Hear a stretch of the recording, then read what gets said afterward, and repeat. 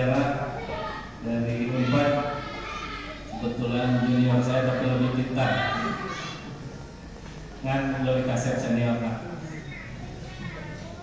Atau Ustaz sudah mau kembali lagi ke sini. Dulu pernah waktu subuh berjamaah kalau tidak salah, dan beliau langsung dari Jakarta. Alhamdulillah tadi terus di mana Wayang Vacation, alhamdulillah sudah di Kopo, ternyata dari Kopo ke sini ke Bulu bisa maghrib di sini. Alhamdulillah. Hari ini kita akan bersama-sama belajar mengenai peran umat Islam. Karena kalau belajar sejarah Islam ini sangat panjang. Yang harus diperlihatkan seperti apa peran umat Islam dalam merayakan pernikahan. Tadi saya sudah share sedikit buku-bukunya di grup. Silakan kalau mau lebih dalam, misalnya ada jejak dakwah dan ada jas mewah, jas merah itu karya-karya beliau. Sekarang aktif mengajar dan bercocok menjadi bicara di berbagai event, seminar dan yang lainnya. Dan beliau juga mengikuti salah satu organisasi besar di barangkali itu sedikit saja komentar dari saya. Mudah-mudahan bisa bermanfaat buat kita semua. Enggak, Ustaz, ini sama-sama senang kopi. Beliau suka meracik kopi sendiri di rumahnya, mengumpulkan kopi khas. Itu dekat Pak RT di Tanjung Sari. Main itu di bumi. Nah, Ustaz.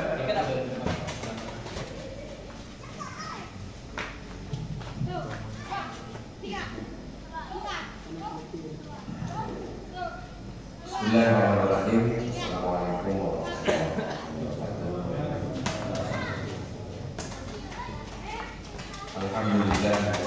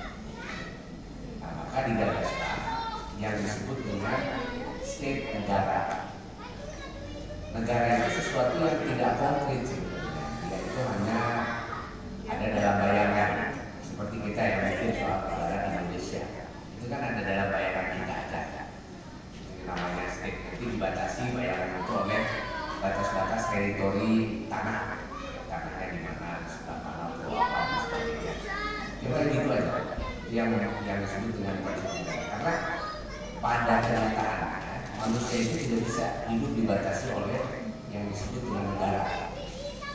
Padahal negara itu ya diciptakan ya untuk memotakkan manusia supaya bisa ke tempat sini.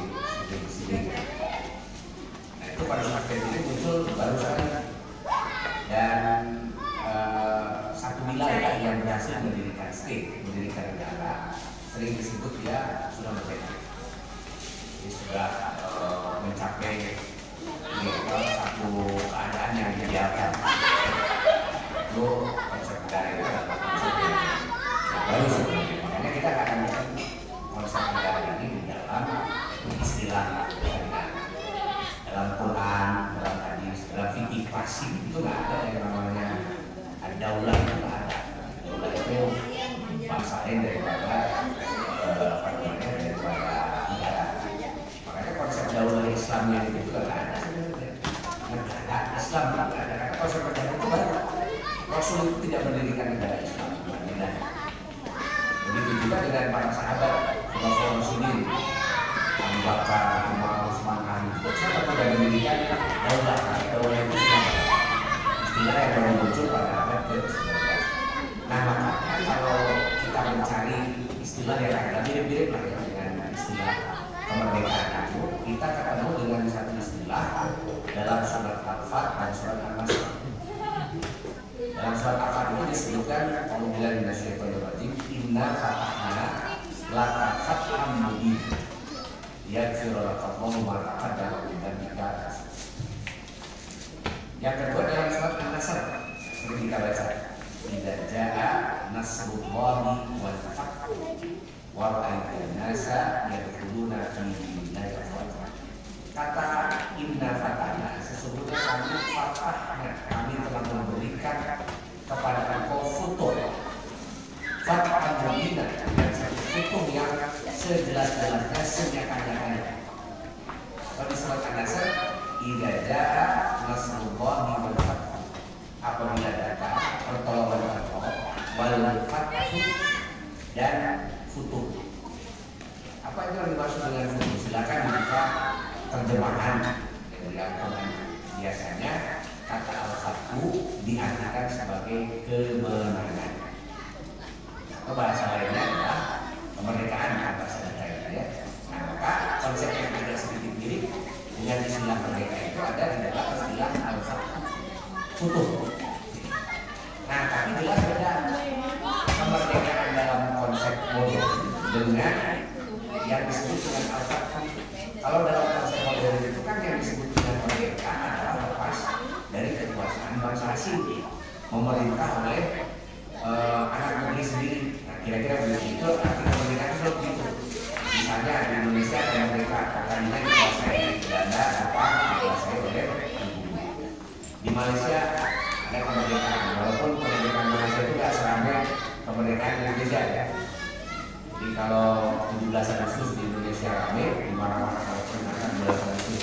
Tapi di Malaysia pada 30 Agustus itu bahkan para pejabat itu lupa itu hari kemerdekaan Malaysia. Tanggal 30 Agustus. Jadi mereka itu kadang-kadang nggak apa sih kemerdekaan. Tapi kalau datang ke Indonesia mereka ini apa kaget gitu. Indonesia apa sekali kalau kemerdekaan 17 Agustus. Malaysia nggak. Orang Malaysia biasa aja. Kayak nggak ada apa-apa aja. Cuma libur aja 30 Agustus juga. Kadang-kadang harus upacara, tapi sering-sering juga ada satu kantor upacara di yang datang itu ya mereka biasa selesai. Tapi konsepnya sama, yaitu merdeka dalam konsepnya orang Malaysia juga sama, lepas dari Inggris, kemudian pemerintah sendiri. Kita semenjak tahun 2007 baru tahun 2007 di Malaysia. Ya, Malaysia diperintah oleh orang Malaysia sendiri.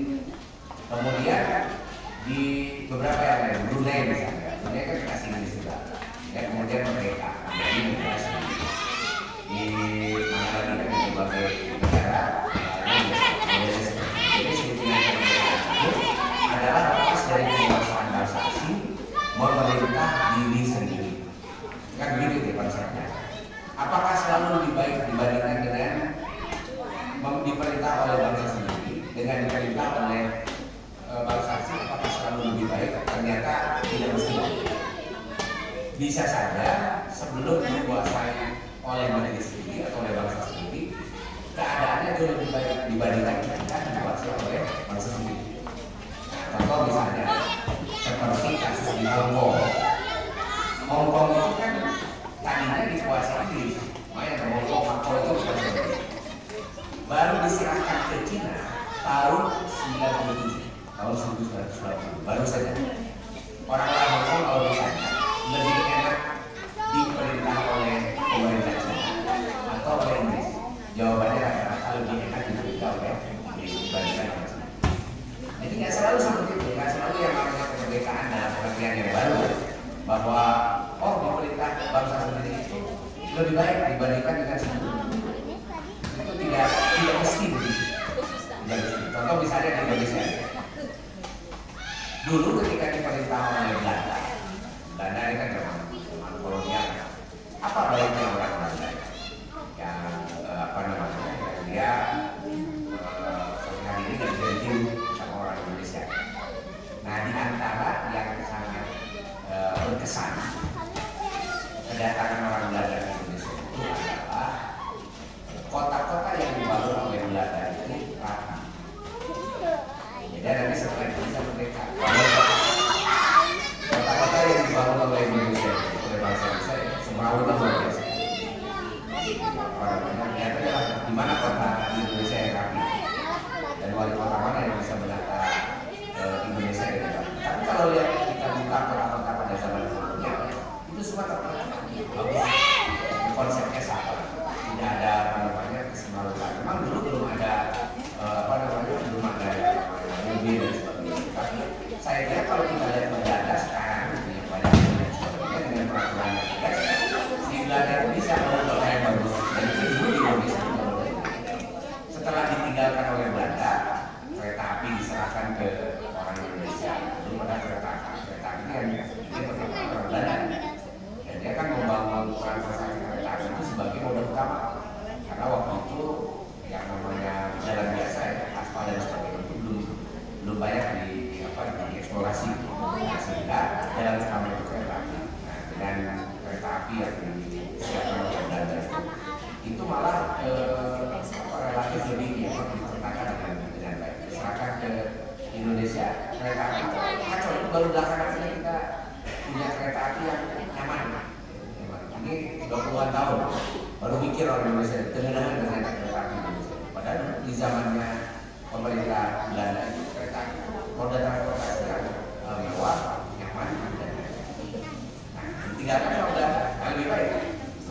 Jadi ternyata rumus merdeka dalam pengertian lepas dari kekuasaan bangsa asing itu kalau secara fisik, secara marketing itu belum tentu lebih baik dibandingkan dengan pada masa-masa sebelumnya. Itu. Nah, ini kan yang harus kita pahami gitu ya, bahwa kalau ukuran merdeka itu adalah ukuran yang sifatnya material, duniawi, mungkin saja satu negara atau penguasa yang lebih berpengalaman punya keberanian untuk memimpin pasti lebih baik dibandingkan dengan yang tidak punya pengalaman. Ada contoh misalnya di Indonesia yang mudah saja. Timor Leste itu dulu dikuasai oleh Indonesia, menjadi bagian dari kerajaan Indonesia. Mereka referendum minta lepas dari Indonesia, lepas Timor Leste dari Indonesia. Dia jadi negara sendiri kan, itu Timur namanya. Jadi Timor Leste tahun 99. Coba cari sekarang Timor Leste. Bagaimana keadaannya? Timor Leste sekarang dibandingkan dulu ketika di Indonesia. Orang Timor Leste itu nggak ada bagus-bagusnya dipimpin oleh pemimpin yang sekarang dibandingkan dengan zaman sebelumnya. Pada masa lalu itu ketika di Timor Timur tidak ada gubernur yang bisa memimpin, kan bisa dikirim ya. Nggak ada gubernur. Sekarang itu kan nggak bisa impor presiden, nggak bisa itu di Timor Leste. Nggak ada. Sekarang ada siapa ya? Kan katakan aja lah yang paling pintar gitu ya, maksudnya itu nanti yang paling pintar pimpin, berarti dia akan jadi pemimpin. Dari dulu, dari tahun 99 sampai sekarang itu muter-muter di situ-situ ada lagi. Coba sekarang siapa yang jadi perdana menteri? Sangat bagus kok. Paling lagi coba itu dari dulu, bahkan dari tahun 80-an dia aktor itu aja. Hari Al-Qadiri, terus ada pasangan Nabi Ismail dan orang-orang di sekitar. Ada yang lain mau diputar-putar segala macam, ya udah ada yang lebih pintar dari sana Nabi Ismail. Padahal kalau ada tanya jawab model begitu, malah kan gitu. Bahwa yang lebih hebat kan gitu. Tapi gara-gara ada konsep negara kan gitu ya, nggak boleh ada orang asing di situ. Kita nggak bisa, atau orang di polisi itu nggak bisa impor presiden. Gitu. Padahal kan kalau perusahaan kan gitu ya, kalau perusahaan mau maju. Jadi misalnya saya punya perusahaan, terus perusahaannya pengen maju, ini direkturnya udah nggak bisa, udah mentok kan gitu ya, si ownernya udah nanya, kamu bisa nggak nih? Saya punya modal tambahan, bisa ngebangun nggak? Udah nggak bisa. Terus tanya di bawah wakil-wakil direktur, nggak ada yang bisa. Kita cari lowongan kerja, dicari direktur yang bisa ngelola ini. Dicari, kamu pengalamannya di mana? Bisa nih direktur. Biasa aja. Saya mau jadi berapa? Nah, harus orang dalam, gitu kan? Nah, dulu itu sebetulnya konsep negara yang itu. Jadi sebenarnya kenapa ada orang-orang asing ya datang ke satu daerah? Karena dia dibutuhkan gitu. Untuk apa? Memajukan wilayahnya. Makanya tidak heran dulu proyek-proyek itu dia ada di mana-mana. Contoh misalnya, ketika Rasulullah melakukan foto misalnya foto di Yaman, kemudian seperti Rasul di zaman Nabi Bakar, zaman Umar bin Khattab melakukan foto ke Mesir, bin As, ke Syria ada apa namanya Abu Ubaidah bin Jarrah, kemudian Muawiyah, kemudian foto lagi ke beberapa tempat yang lain, ke Palestina dan sebagainya. Itu banyak sekali melakukan foto-foto, dan yang melakukan foto itu adalah pemimpin-pemimpin. Dia bisa memimpin pasukan hebat, didengar oleh oleh anak buahnya, dan dia bisa mengatur dengan baik. Akhirnya kan orang sana, seperti Muawiyah misalnya, setelah ikut foto bersama dengan Abu Ubaidah, kemudian Abu Ubaidahnya dia pindah ke Palestina. Nah ini Muawiyah kemudian melanjutkan kepemimpinan di Damaskus. Nah di Damaskus, dan ternyata Muawiyah itu hebat cara memimpinnya. Orang Damaskus gak ada yang lebih pintar daripada Muawiyah soal ngurus negara. Akhirnya Muawiyah yang bukan orang Damaskus, kan Muawiyah itu lahir dari Mekah. Jadi dia orang Quraisy dari Mekah, pindah ke Damaskus. Di Damaskus bayangkan 20 tahun kan yang protes dipimpin sama Muawiyah. Karena semenjak dipimpin Muawiyah, Damaskus itu masih luar biasa. Apalagi nanti setelah Muawiyah menjadi khalifah. Dan pusat kekuasaan Islam ada di Damaskus. Sudah itu wilayah Damaskus itu sudah jadi pusat peradaban dunia. Gara-gara dipimpin oleh Muawiyah gitu. Nah kan model-model itu zaman dulu itu biasa. Asing itu datang kemana gitu, tidak ada masalah. Sebetulnya kan, tapi gara-gara ada konsep negara bangsa dan sistem, kita harus mempercayakan penguasaan negara kita ini hanya kepada orang-orang pribumi saja. Kan sekarang di undang-undang kita syarat menjadi presiden apa? Kan harus warga negara gitu. Yang naturalisasi pasti susah ya. Misalnya kita mau naturalisasi Obama misalnya, yang susah. Kalau pemain bola kan bisa naturalisasi. Coba kita juga Persib mau mainnya bagus kan naturalisasi, jangan gitu ya. Cari pemain-pemain asing dan seterusnya. Jadi kita kalau sepak bola bisa bernegara nggak bisa. Padahal sebetulnya kan dalam konsep pengembangan organisasi itu hal yang normal. Coba lihat TNI, Polri misalnya, atau organisasi-organisasi yang besar-besar. Dia pasti akan selalu rolling gitu ya. Di mana ini pemimpin yang bagus pindah ke sini. Itu biasa aja. Nah di kita ini kan gara-gara konsep nation state itu jadi dipotong. Udah, pokoknya kalau pemimpin nggak berasal dari dari konsep itu nggak boleh. Itulah sebetulnya yang membuat nanti di era nation state itu satu negara biasanya dia kesulitan. Jadi satu negara yang maju karena pemimpin yang bagus, dia bekerja terus gitu. Negara yang nggak punya pemimpinnya susah. Paling dia harus ngelatih dulu gitu ya, disuruh belajar dulu kemana-mana. Ya itu juga kalau berhasil ya akhirnya gagal kan menjadi menjadi failed state, menjadi negara yang gagal. Itu kan konsep kemerdekaan yang ada sekarang ini model. Sehingga kalau kita ukurnya di situ yang disebut dengan kemerdekaan, itu bisa jadi yang namanya merdeka itu bisa dilakukan dibandingkan dengan pada masa-masa sebelumnya. Nah oleh sebab itu kita yang sekarang ini sudah dapat kemerdekaan, yang mau dimana lagi ya, kita hampir seluruh dunia sudah menerima konsep konsep state. Walaupun sekarang mulai di Eropa pada mikir ini konsep state kayaknya kacau nih kan gitu. Jadi konsep yang tidak sesuai dengan fitrahnya manusia di dalam berkumpul berorganisasi. Ya ada, makanya kan akhirnya dibikinlah konsep Uni Eropa. Itu mengatasi ini ya, mengatasi kebutuhan konsep state di Eropa, konsep negara di Eropa, ini Uni Eropa. Walaupun itu juga nggak terlalu firm, itu karena Uni Eropa hanya dalam beberapa hal saja dia kerjasama, tidak bisa hal-hal yang lebih substantif. Nah makanya sekarang ini para pemikir politik di Eropa, di Amerika itu sudah mulai banyak yang mengkritik konsep state, konsep yang belum sampai 2 abad ini dipraktekkan di berbagai negara. Ini sudah banyak aneh-anehnya kan, keliru-kelirunya itu sudah banyak. Nah sehingga ini dimungkinkan nanti ke depan barangkali akan ada gagasan-gagasan baru soal kemerdekaan atau soal negara bangsa, nation state. Nah ini yang sebenarnya kita kalau soal pemikiran itu perlu terus dikembangkan, karena yang namanya konsep macam ini kan ini bukan ayat Quran ya, bukan sesuatu yang datang dari Allah Subhanahu Wa Taala. Ini adalah hasil kreasi pikiran dan budaya manusia. Maka harus diujinya dengan apa?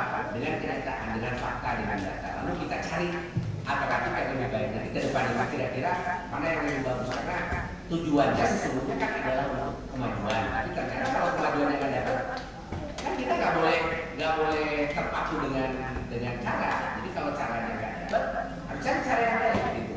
Tujuannya kita cari ini misalnya mau cari katakan saja mau cari beras. Gimana caranya? Biasanya kita datang ke warung.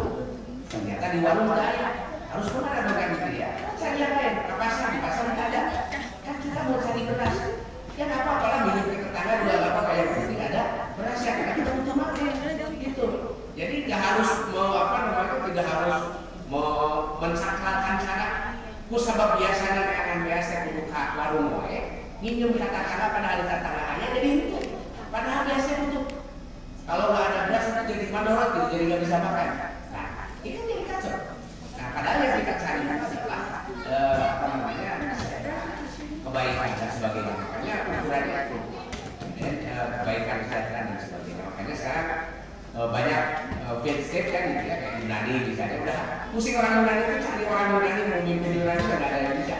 Itu bila perlu sebenarnya dijual aja Yunani ke siapa yang mau. Makanya negara-negara seperti kan kita sering dapat cerita ya, ada negara seperti di Kenya, di yang sekarang ini sudah diatur lebih banyak dari Cina.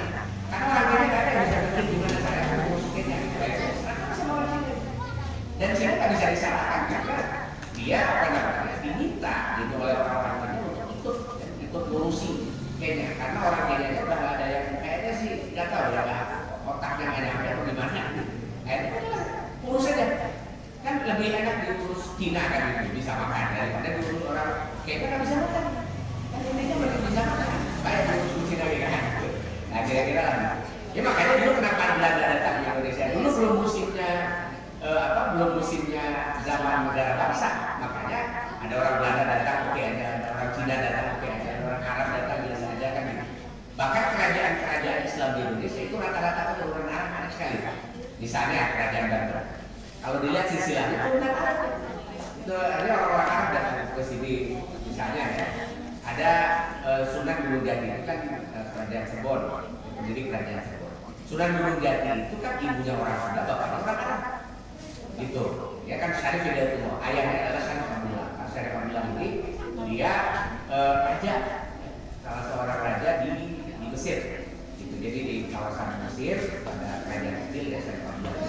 Jadi punya anak namanya Syarif Hidayatullah, dinikahkan dengan anaknya anaknya disebutnya sih Prabu Siliwangi, tapi masih perdebatan ya. Tapi ibunya orang Sunda. Nah, jadi ibunya yang orang Sunda ini kemudian melahirkan Syarif Hidayatullah. Karena bapaknya Arab, Syarif ini turunan dari Rasulullah SAW dari jalur keturunannya Husain, Hasan. Kalau dari jalur keturunannya Husain biasanya disebut Sayyid. Jadi ada Sayyid, ada Syarif. Jadi kalau Syarif itu turunannya Hasan, kalau turunannya Husain disebutnya itu di apa namanya di Cirebon. Sekarang kalau lihat keluarga Cirebon pasti itu face Arab saja, karena keluarganya nggak ada yang dinikahkan dengan keturunan Arab. Di Banten juga sama. Karena Banten kan yang mendirikan anaknya Syarif Hidayat namanya Maulana Syarif. Terus di beberapa yang lain, namanya di Pontianak saja. Di Pontianak kan rajanya dulu namanya Hamid Al-Ghadri. Al-Ghadri itu nama marga di apa namanya di Hadramaut di Yaman. Al-Ghadri. Terus di Brunei itu kan namanya Raja Hasanah Al-Bulkiyah. Bulkiyah itu sama. Nama marga di apa di Yaman. Al-Bulkiyah sama seperti Al-Atos gitu kan ada ada Syihab, ada Atos, ada Habib Rizik Syihab, Quraisy Syihab, itu marga. Terus ada apa marga Al-Asad dan lain-lain. Banyak marga-marga. Itu nama kita coba lihat raja-raja di Indonesia. Kenapa? Karena dulu itu nggak ada urusan dengan kamu dari mana, tapi menjadi politik kompetensi. Kamu bisa dibuka. Itu apa namanya konsep mereka pada masa sekarang ini sebetulnya adalah konsep yang mengawali lahirnya apa yang disebut dengan state ini. Nah, lantas kita sekarang sudah ada dalam situasi seperti ini yang kalau kita mau lepas juga gimana lepas ya kan, karena seluruh dunia sekarang sudah konsep yang sama. Gitu. Jadi memimpin itu harus orang seperti itu. Nah, makanya kita harus mencari apa namanya cara yang lain untuk mensyukuri kemerdekaan yang bisa diberikan oleh Allah Subhanahu wa Ta'ala kepada orang-orang Indonesia. Karena sebetulnya pada masa kemerdekaan itu diperjuangkan ada hal yang lebih substantif, ada hal yang lebih mendasar daripada hanya sekedar urusan soal pemimpin. Apa yang paling mendasar sampai yang diperjuangkan oleh bangsa kemerdekaan ini? Yang paling mendasar yang menyebabkan umat Islam kemudian melawan Belanda adalah sikap Belanda terhadap umat Islam. Ini yang menjadi masalah. Makanya nanti yang melawan Belanda, yang perang sejak zaman Diponegoro sampai nanti zaman kemerdekaan nasional itu adalah umat Islam. Padahal Islam sudah punya konsep sendiri di dalam pemerintahan. Ada yang disebut dengan pemerintahan Islam. Saya tidak menyebut negara Islam karena ini konsep keliru. Itu yang benar itu adalah konsep pemerintahan Islamic government, bukan Islamic state. Karena Islamic state tidak ada dalam sejarahnya. Kalau Islamic government banyak dengan model yang tidak menggunakan konsep state. Ya. Nah, jadi Islamic government ini konsep pemerintahan di dalam Islam banyak modelnya. Karena ini sudah ada di dalam sejarah selama itu. Kenapa kemudian umat Islam kok setuju musik Belanda? Kemudian ingin mendirikan satu kekuasaan baru dengan konsep yang baru juga, namanya konsep negara. Kita kan konsepnya negara republik. Apa sih yang menyebabkannya? Yang menyebabkan umat Islam mau berjuang? Padahal para ahli itu tidak pernah ada yang memikirkan hal tersebut sebelumnya. Ternyata triggernya itu adalah sikap Belanda terhadap umat Islam. Belanda ini semenjak terjadi perang di Diponegoro. Nah, dulu itu kan memang ada perlawanan-perlawanan setelah Belanda menguasai beberapa kerajaan itu. Ada perlawanan, tapi berhasil diselesaikan ya, oleh Belanda. Hanya dalam waktu yang singkat. Nah, ketika Pangeran Diponegoro, anak dari Hamengkubuwono II, dia melakukan perlawanan kepada Belanda karena Belanda itu sudah dianggap dolim. Jadi pemimpin yang tidak adil karena dia sudah melakukan kerusakan. Apa yang menyebabkan Diponegoro itu dia marah pada Belanda? Ketika Belanda menguasai keraton di Mataram, yang tadinya di Mataram itu tidak kenal dengan minuman keras, tiba-tiba di keraton itu banyak sekali, di istana itu banyak sekali minuman keras. Yang tadinya perempuan-perempuan di istana di Kapupaten itu terjaga, tiba-tiba kemudian banyak orang-orang banyak putri-putri itu yang dia berselingkuh dengan tentara Belanda itu. Kalau kayak hamil di luar itu. Nah, ini yang menyebabkan yang menyebabkan nanti terjadi kemarahan dari Diponegoro. Jadi Diponegoro dia merasa muak dengan situasi seperti itu. Akhirnya dia dengan walaupun dia bukan pewaris tahta ya, bukan calon raja, tetapi masih punya power, dia punya punya kekuasaan ya. akhirnya nanti di Ponorogo dia mengumpul kekuatan. Ternyata kekuatan yang dimilikinya masih belum cukup. Akhirnya dia karena dulu pernah pesantren ya, di masa kecilnya itu belajar di berbagai pesantren, dia menemui para kiai, menemui para santri, diceritakan dan akhirnya para santri para kiai itu setuju mendukung di Ponorogo. Maka ada 12 tahun persiapan sebelum perang di Ponorogo tahun 1825. Di 12 tahun itu sudah dipersiapkan oleh di Ponorogo, dia siapkan semua apa yang akan dia gunakan di dalam perang. Yang pertama dia siapkan adalah calon-calon tentara. Siapa yang dimanfaatkan di Ponorogo? Selain tentara resmi yang berada di bawah kendali, tapi tidak banyak jumlahnya. Mungkin hanya sekitar 20% itu nanti menjadi tentara pokok dan pelatih ya untuk untuk tentara-tentara lainnya. Sisanya 80% tentara di Ponorogo itu adalah santri-santri dari jaringan pesantren yang direkomendasikan oleh Kiai Modo. Jadi Kiai Modo itu dia datangnya kayak ini. Nanti santrinya yang senior yang siap untuk jadi yang siap untuk jadi dan apa yang diajarkan atau ideologi apa yang menggerakkan para santri? Semuanya berniat bahwa membantu di Ponorogo ini mereka akan jihad fisabilillah melawan panglimanya Belanda. Dari situlah nah dalam perhitungan Belanda ketika berhadapan dengan Ponorogo, hitungannya mungkin dalam 5% di Ponorogo itu ada apa-apa. Tapi ternyata setelah dihadapi bukan 5 perhitungan Belanda keliru karena dia hanya melihat persiapan di Ponorogo itu ada di sekitar Ponorogo. Dalam hitungan Belanda logistik di Ponorogo itu paling lama akan habis dalam waktu 22 pekan saja. Senjata-senjatanya kan kesana.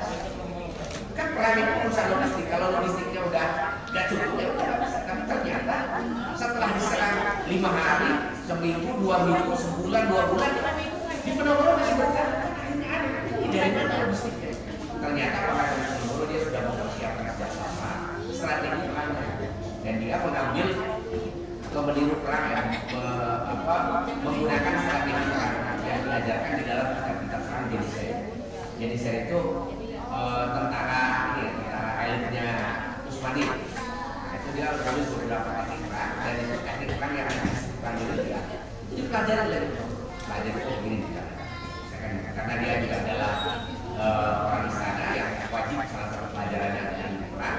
Dia nyambung dengan buku-buku itu. Bahkan ornamen-ornamen yang dipakai oleh Jenisaya itu dipakai juga oleh tentara di Ponorogo. Misalnya kepangkatan. Jadi kepangkatan angkatan perang yang Ponorogo itu menggunakan nama-nama yang dipakai oleh Jenisaya. Panglimanya disebutnya Ali Pasha. Cuma karena mungkin di daerah Jawa ya jadi Ali Pasha. Ali itu tinggi, bahasa itu Pasha itu jenderal. Itu jadi namanya jenderal tinggi. Jadi Sentot Ali Pasha. Kalau itu Ali Pasha. Kan ini apa? Gelar ya. Kemudian dia bahasa. Kemudian ada Lukio itu pangkat-pangkatnya semuanya pakai pangkat yang dipakai oleh Jenisaya, dipakai oleh di Ponorogo. Seragam. Jadi di Ponorogo itu ya sobek dulu ini di Turki. Jadi saya pakai seragamnya warna oranye. Dipakai untuk di Ponorogo. Seragamnya warna oranye. Nanti tentaranya pakai ini, pimpinannya pakai ini. Rencananya apa? Ditiru blok oleh di Ponorogo untuk mendadari ini ya apa tentaranya. Supaya kesannya ini semakin dalam bahwa perang yang di Ponorogo ini dia yang mengambil ya konsep dari Usmani. Akhirnya terjadi perang dan salah satu strategi yang itu menghadapi Belanda adalah gerilya. Jadi di Ponorogo tidak mengkonsentrasikan semua logistik dan persenjataan di satu tempat untuk persiapan perang, tapi dia membaginya di berbagai tempat yang kalau nanti di sini misalnya habis nanti akan datang ke sini dan itu dijaga oleh masyarakat di sini dan selama 12 tahun sudah dipersiapkan. Itu luar biasa dari Ponorogo sampai diserang di sini selesai kalau logistik habis pindah ke sini. Ini sudah disiapkan logistik yang baru, senjata yang baru. Serang sini pindah ke sini sampai pusing Belanda karena hampir nggak bisa diidentifikasi karena itu disimpan di rumah-rumah penduduk yang tidak mau membantu perangnya di Ponorogo. Nah, sehingga dalam waktu sekitar 2 sampai 3 tahun itu Belanda akhirnya kami ambil konsultasi. Ini gimana caranya menghadapi Ponorogo yang tadinya diklaim 5 hari akan selesai, ternyata sudah 3 tahun hampir 3 tahun belum bisa dikalahkan. Jadi ada tanda urutan, dibaca yang strategi Kami Diponegoro karena 3 tahun sampai 2 tahun itu sudah kelihatan polanya. Maka disebutkan, oh ini kalau mau diselesaikan karena ada Perang Diponegoro ini, ada strategi yang tapi mahal biaya. Nah yaitu dengan menggunakan strategi stansa benteng. Ini stansa benteng itu membangun benteng yang biasanya cuma bikin benteng besar di pinggiran kota untuk sebagai pertahanan atau pusat pertempuran. Ini tidak. Benteng itu dibikin kecil-kecil dan di setiap pembatasan kampung. Bayangkan Belanda sampai bikin lebih kurang lebih dari 300 benteng. Dan satunya kan biayanya mahal karena di benteng itu harus dibangun dibangun bangunan, kemudian walaupun dibuatnya dari kayu, kemudian di sana tempat jalan ya cukup untuk menghadap tentara-tentara di Diponegoro dan akan berhubungan dengan masyarakat. Jadi yang dibunuh itu adalah jalur suplai logistik dari Diponegoro. Dihabisi. Dan itu ternyata setelah selesai Perang Diponegoro, berapa dana yang dihabiskan oleh Belanda kemarin? 2.500 triliun. Ini luar biasa ya, itu sengaja juga udah. Nah, jadi 2.500 triliun itu bisa berdanaan untuk menghadapi Diponegoro. Dia nggak kelihatannya nggak boleh. Gitu. Nah, sejak saat itu, ya memang akhirnya Diponegoro kalah ya. Setelah logistiknya dihabisi, kemudian strategi berikutnya adalah Diponegoro dipisahkan dengan kekuatan utamanya. Dan kekuatan utamanya itu kan adalah para santri. Ditangkaplah Kiai Mojo, dibuang dia ke Tondano. Ya di Tondano, ada makam Kiai Mojo di Tondano, Sulawesi Utara sana kan. Setelah dipisahkan dari Kiai Mojo, kemudian dikonflikkan dengan jenderalnya sendiri, itu dengan Setot. Sampai nanti Setot mundur dari dari tentaranya Diponegoro dan ditangkap, dan terakhir Diponegoro yang ditangkap oleh Belanda di bawah Makassar. Nah ini strategi ini berhasil dalam jangka waktu yang lama dengan biaya yang sangat besar, dan Belanda itu ada kemudian yang sangat berat dan sangat besar dengan perang. Sampai akhirnya yang dilakukan Belanda setelah itu adalah dia berusaha untuk mengembalikan modal. Mereka yang ada setelah itu menggunakan tanah paksa, masyarakat itu dipaksa diambil keuntungannya oleh Belanda untuk mengganti perang Diponegoro. Dan setelah itu yang paling parah adalah sikap Belanda kepada umat Islam menjadi berbalik. Dia menghabisi semua potensi gerakan Islam. Yang dianggap musuh oleh Belanda itu yang pertama adalah kiai dan pesantren. Jadi musuh Belanda paling utama itu adalah kiai dan pesantren. Kenapa bukan pejabat? Kan Belanda itu pemerintah di Indonesia itu dibantu oleh para pejabat Indonesia. Jadi Belanda itu cuma ada sekitar 2.000 orang yang memerintah Indonesia itu. Sementara ke bawahnya itu dia hanya di gubernur jenderal, presiden dan beberapa pegawai-pegawai administrasi yang dipercaya oleh Belanda. Belanda dari gubernur. Sisanya dari mulai asisten presiden, wakil gubernur, kemudian bupati-bupati, rektor-rektor sampai ke bawah itu semua itu orang pribumi. Nggak ada orang Belanda. Makanya kalau masyarakat urus administrasi ke desa, saya itu dulu mereka Demang, nggak ketemu Demang orang Belanda, orang Belanda dari dulu. Yang dari Demang orang Indonesia, yang dari Wadana orang Indonesia, yang dari bupati orang Indonesia, asisten presiden orang Indonesia juga. Jadi orang orang lokal. Makanya Belanda ada awet. Karena sebenarnya dia tidak serta mengambil alih kekuasaan, dia cuma ambil atasnya aja. Jadi mengambil keuntungan dari kekuasaan di puncaknya. Nah, ke bawahnya itu oleh orang dari sini. Makanya nanti ada yang akan benar atau pegawai-pegawai Belanda itu yang berontak ya santri kiai. Makanya musuh utama Belanda itu adalah kiai. Pesantren nggak boleh dari kota, pinggiran semuanya ke pinggir. Kemudian setelah Indonesia merdeka baru pesantren balik dari kota. Ini pikiran dan dicurigai di mata-mata dengan sangat luar biasa. Dibikin ordonansi, disebutnya ordonansi sekolah liar. Nah, sekolah liar diatur, kemudian umumnya diatur juga dan seterusnya. Nah sampai akhirnya tertanamlah pikiran dalam pikiran umat Islam bahwa Belanda adalah musuhnya umat Islam.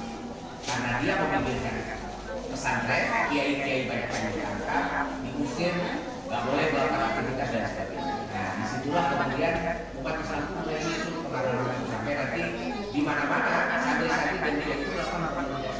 Contoh misalnya yang sangat dilakukan oleh Belanda adalah melawan kiai di sekolah tahun 1908. Kemudian dibantah tahun 1888, walaupun tidak sempat terjadi perang. Tetapi dua peristiwa ini sudah sangat menakutkan sekali karena Belanda sudah lihat gelagatnya itu lebih besar dibandingkan dengan apa yang digerakkan oleh kelompok. Makanya dia segera menemui di Ciomas di sana, segera ditemui siapa tokoh-tokoh apa yang mereka inginkan. Belanda segera mengantisipasi itu, menggunakan berbagai cara, jangan sampai nanti sampai muncul perang. Kalau sampai muncul perang, balik lagi seperti yang terjadi di Pulau Belanda nanti padahal kan datangnya ke Indonesia bukan mencari apa-apa, cari duit. Dia bisa bangun negaranya itu hancur gara-gara perang Eropa, dan dia dapat duit banyak dari Indonesia. Sekarang di Belanda itu bangun macam-macam,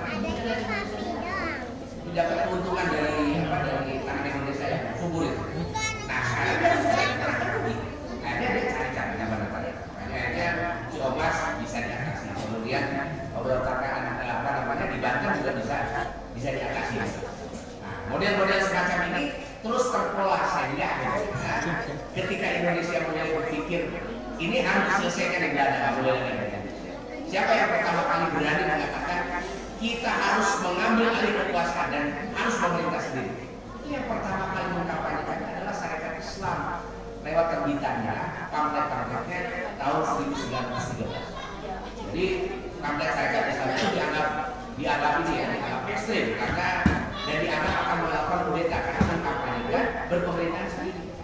Nanti dikuatkan di dalam Kongres Sarekat Islam tahun 1918 bahwa kita ini harus mengambil alih pemerintahan dari Belanda. Tidak boleh lagi Belanda asli karena Belanda ini musuh efektif.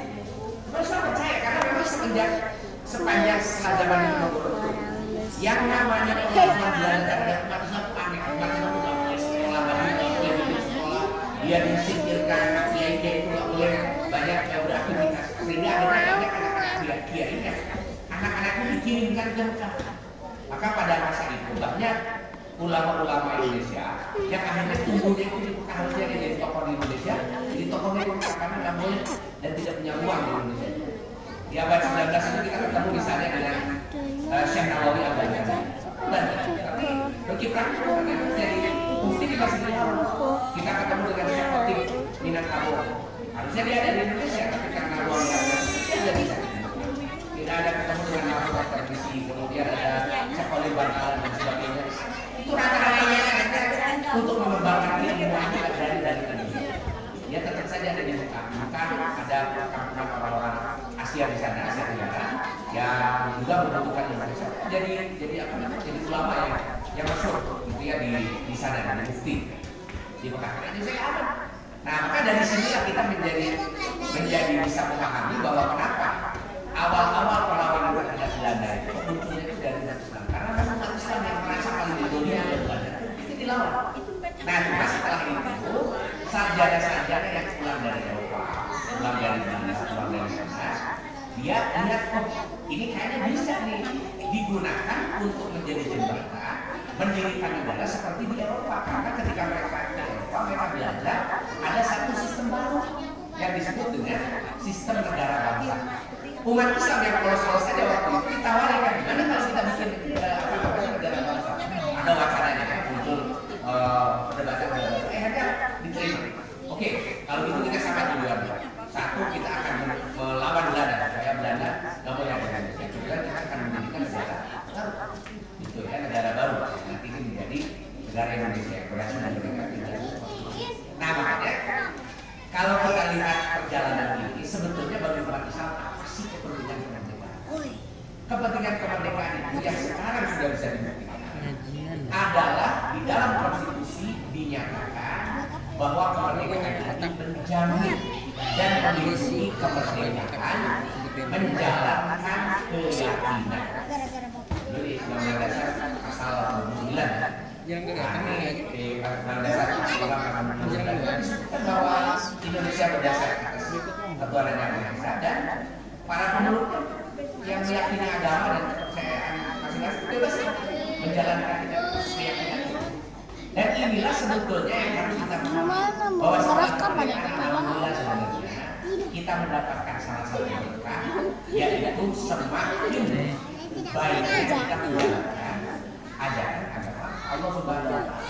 Jadi sekolah-sekolah Islam yang tadinya sekarang mulai semakin kesini semakin baik. Masjid masjid-masjid yang tadinya nggak ada imamnya karena nggak ada tempat masjidnya, sekarang alhamdulillah semakin banyak masjid dan semakin banyak kegiatan aktivitas masjid yang dulunya dibatasi sekarang disupport oleh negara dan seterusnya. Dan ini adalah salah satu tujuan dalam kemerdekaan Indonesia. Ini cocok dengan apa yang disebut di dalam Al-Quran dan Fatah. Sebab futuh di dalam ajaran Islam itu nanti mengacu kepada hadis inni umirtu an uqatilan nas hatta yashhadu an la ilaha illallah wa anna muhammadar rasulullah. Aku itu diperintahkan untuk memerangi manusia bukan untuk mengambil harta, tapi untuk menegakkan agama Allah Subhanahu wa taala agar agama Allah itu bisa diperkenalkan, dijalankan secara sendiri. Bahwa agama Allah ini adalah sumber dari keberesan di dalam kehidupan manusia. Nah itu sebetulnya makna kemerdekaan ini yang harus dipahami oleh kira-kira begitulah gitu ya. Baik, nah jadi itu kira-kira yang apa namanya yang bisa kita ambil ya makna dari kemerdekaan itu. Mudah-mudahan ada manfaatnya. Beberapa hal yang tadi saya sampaikan saya sudah tulis saya ini kalau karena sudah bisa ya kita cukupkan sekian. Assalamualaikum warahmatullahi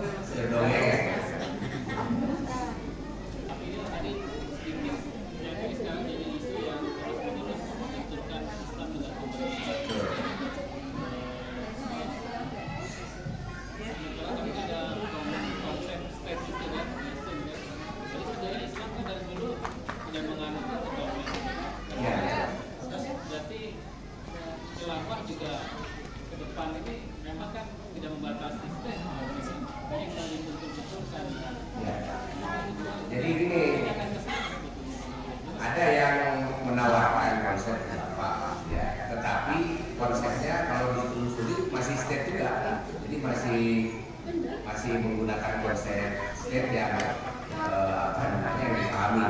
Seperti misalnya dalam pemilihan pemimpin masih ada istilahnya itu pemilihan pemimpin sobat. Sebelumnya pemilihan itu konsep baru, dulu ada yang namanya pemilihan.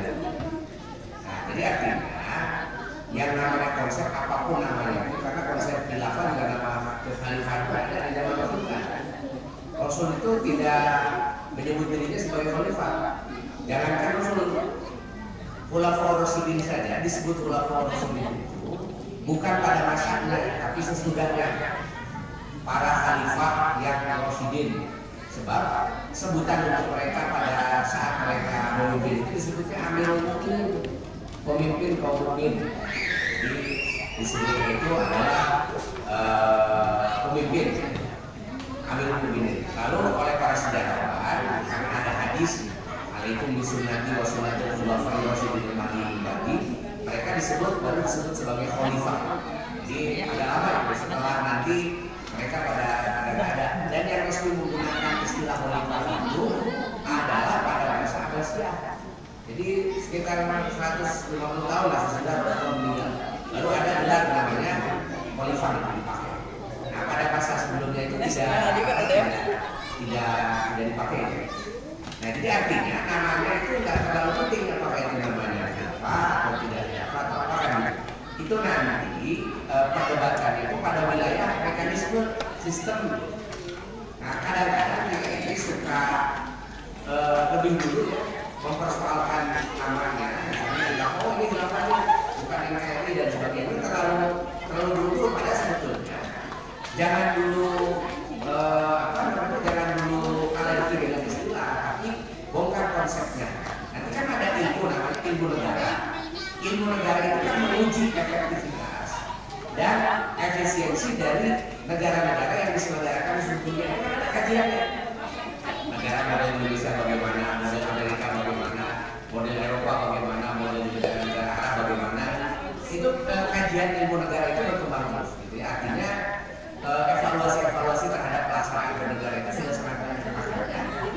tidak menutup kemungkinan ada perubahan perundang-undangan di dalam di dalam satu negara tertentu. Sebetulnya kita tinggal mengubah ini saja, misalnya kalau kita terpaksa harus membolehkan orang asing menjadi presiden, kan sebenarnya kita mau undang-undang saja, amandemen.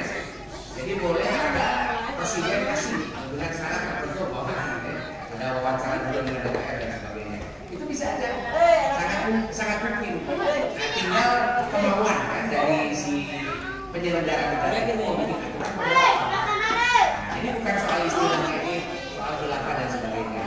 Memang gara-gara ada peristiwa setelah Diponegoro itu, semua yang berbau Islam dalam urusan politik, karena kan Belanda memperlakukan kebijakan politik belah bambu. Jadi kalau umat Islam itu sebagian ada yang diangkat, sebagian ada yang diinjak. Kalau belah bambu kan gitu ya, diinjak sebagian atau diangkat sebagian. Yang diinjak itu siapa? Kelompok Islam yang ngomong politik, yang bicara masalah urusan-urusan kenegaraan dan kekuasaan, itu dihabisi oleh Belanda. Tapi kalau umat Islam masih ngomongnya soal ibadah gitu ya, segala macam, itu masih dibiarkan, tidak ada masalah. Nah, makanya gara-gara kebijakan ini, bahkan ini terus dipelihara oleh beberapa penguasa setelah Belanda tidak ada, itu jadi hampir jadi kebiasaan. Kalau ada umat Islam ngomong politik, dicurigai, dia dicurigai mau melakukan entah apa gitu, apakah pemberontakan atau ketidaksetujuan dan sebagainya, kan itu menjadi masalah. Nah, ini yang seharusnya harus diselesaikan, bahwa umat Islam itu ngomong soal politik itu adalah bagian dari keyakinan umat Islam. Dan umat Islam itu punya sejarah, punya konsep yang bisa sejarah dan konsep itu digunakan untuk memperbaiki apa yang sedang dilaksanakan sekarang. Jadi jangan belum apa-apa sudah dicurigai, wah ini dari Islam nih, pasti mau bikin negara Islam. Padahal di dalam Islam saja nggak ada konsep negara Islam itu. Kalau misalnya ya di Indonesia itu kan sempat ada deklarasi atau proklamasi NII, Negara Islam Indonesia. Kalau ditanya dalilnya apa harus mendirikan negara Islam di Indonesia itu, pasti nggak ada dalilnya. Karena tidak ada presiden pada masa lalu Islam bikin negara. Gitu. Karena negara itu konsep baru, konsep abad ke-18. Jadi munculnya abad ke-18 pasti nggak akan ada di dalam tradisi fikih Islam itu.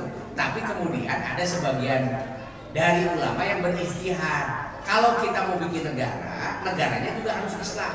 Contoh misalnya seperti di Pakistan, bikin negara Islam Pakistan. Kemudian di Iran kan ya, bikin negara Islam Iran. Kemudian bikin negara Islam di beberapa yang lain, seperti kerajaan Islam di Brunei, di Malaysia dan seterusnya. Nah, ini kan jadi jadi semacam ijtihad politik gitu. Jadi soal negara Islam Indonesia itu. Nah, di Indonesia ijtihadnya adalah para ulama mendirikan negara namanya Republik Indonesia, itu tanpa ada embel-embel Islamnya gitu. Apakah ini baik atau tidak baik? Ini sebetulnya harus terus digali. Harus terus harus terus terbuka untuk dikaji. Mana yang lebih baik, mana yang lebih bagus untuk kemaslahatan dan untuk kesejahteraan Indonesia, masyarakat Indonesia di masa yang akan datang. Nah, kira-kira gitu. Jadi memang kita pembenturan terhadap umat Islam itu terjadi disebabkan karena warisan sejarah yang seharusnya ini harus sudah dihentikan. Harusnya umat Islam itu dibiarkan saja suruh mikir soal politik. Kan sekarang dibuka banyak sekali jurusan ilmu politik Islam di berbagai perguruan tinggi Islam, misalnya di IAIN ya, di UIN, dulu IAIN. Di UIN Bandung, di UIN Jakarta itu ada jurusan namanya jurusan Jinayah Siasat. Jinayah itu jurusan hukum Islam. Hukum pidana Islam. Kemudian ada siasat. Siasat itu berarti politik Islam maksudnya. Bahkan sekarang sudah dipisah, ada jurusan pemikiran politik Islam kalau di UIN Jakarta dan di UIN Bandung. Juga di UIN Makassar itu ada namanya jurusan politik Islam. Riset tentang politik Islam itu banyak. Jadi artinya biarkan pemikiran soal politik di kalangan umat Islam itu muncul sebagai alat uji untuk melihat efektivitas pelaksanaan negara di Indonesia, supaya nanti ke depan konsep bernegara kita ini semakin disempurnakan. Jadi kita ini jangan tabu untuk memperbaiki apa yang sudah kita lakukan, sebab yang namanya hasil kreasi manusia itu pasti ada kurangnya, nggak mungkin nggak ada kurangnya. Nah, maka perlu ada kajian terus. Nah, sekarang ini karena ada warisan kolonial tadi, Maka semua yang berbau politik dari Islam itu sering dicurigai. Ini memang sesuatu yang harus terus dibuat ya, yang namanya pembicaraan politik itu harus sesuatu yang wajar aja gitu ya, pada ranah kajian. Cuma kadang-kadang kita bicara politik itu langsung ke masalah-masalah, bukan masalah problem di ketatanegaraannya, tapi kita ngomongnya sudah ke tidak setuju kepada penguasanya. Contoh misalnya sekarang ini kan, masalah politik di kita ini sebetulnya bukan soal wacana, tapi soal kritik kepada penguasa. Jadi bukan kepada sistemnya ini, tapi kepada kekuasaannya. Akhirnya gara-gara penguasa merasa terancam, dia akan menghabisi semua yang mengancamnya. Itu kan watak kekuasaan begitu. Sehingga dipeliharalah itu ya, kecurigaan-kecurigaan kepada semua pembicaraan politik dari kalangan umat Islam dan kelompok Islam. Nah, ini saya kira yang harus dikelirkan gitu ya, dari masalah hubungan antara negara dengan politik di kalangan Islam. Saya kira begitu. Mudah-mudahan sedikit menjelaskan. Yang lain dipersilakan. Jadi kalau dianggap cukup, saya kira kita cukupkan sekian saja ya. Mudah-mudahan ada manfaatnya, karena ngomong politik itu biasanya kalau beres-beres Pak. Oh ini ada masternya ini ya, doktor politik ini, senior saya ini, Pak Doktor Anton. Sekarang nyaluk lagi Pak Anton. Oh Anton bukan cuma ahli, dia juga praktisi. Jadi saya mah ngomong aja, ngomong nulis nih, kalau Pak Anton langsung praktek gitu ya. Baik, terima kasih. Mohon maaf atas segala kekurangan. Subhanallah bihamdika, asyhadu an la ilaha illa anta astaghfiruka wa atubu ilaik. Assalamualaikum warahmatullahi wabarakatuh.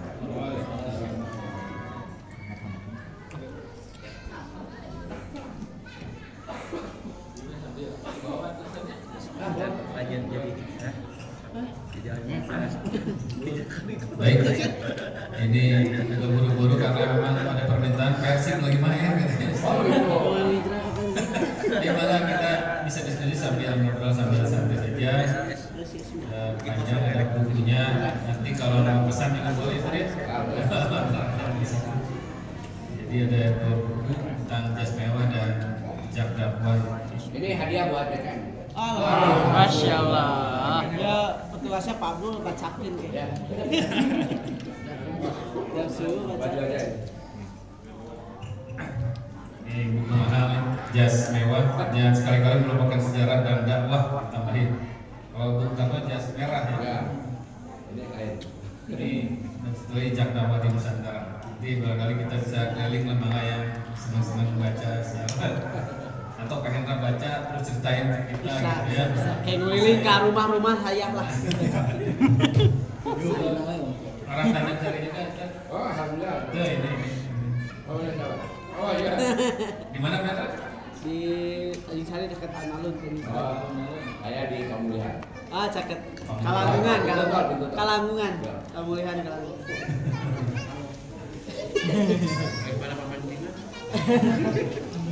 Maka sampai kalau mau bertanya juga masih tentang ini memang karena panjang sejarah ya, kalau mau detailnya bisa nanti di buku. Kalau di web ada juga? Apanya? PDF-nya ada? PDF-nya belum ada. Paling 3 Kalau media. udah bisa dibagian. Baik, biasa orang kan suka nyari karena terlihat juga tuh mengiur bajakan di Shopee dijual.